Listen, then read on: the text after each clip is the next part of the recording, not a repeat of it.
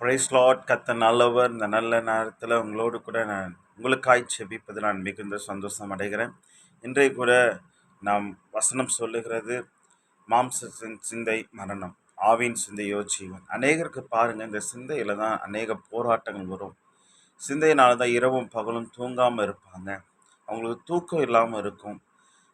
அதனால் தலைவலி ஏற்படும். தொடர்ந்து அவர்கள் எதிர்மறையாய் சிந்திக்கிறனால அவங்க சரீரம் பலவீனப்படும்.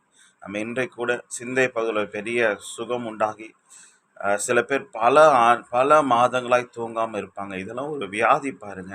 ஸோ இதெல்லாம் இருந்து கர்த்தர் விடுவிக்கும்படியாய் நம்ம செபிப்போம்.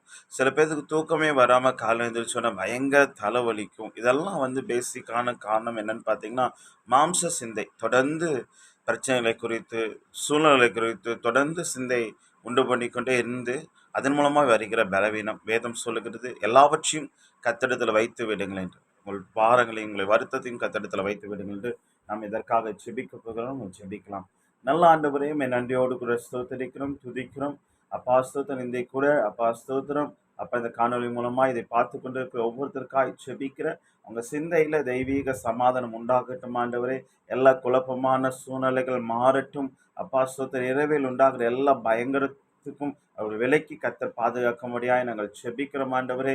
சிந்தை தொடர்ந்து அவர்களோடு கூட போராடி கொண்டிருக்குது. மனக்குழப்பமா இருக்கிற எல்லா சூழலையும் மாறிட்டும் அப்பா. இதனால அப்பா ஸ்தோத்திரம் அவங்க கவலைப்படுகிறார்கள். தூக்கத்தை அப்பா ஸ்தோத்திரம் அவர்களுக்கு பறி போகிறது.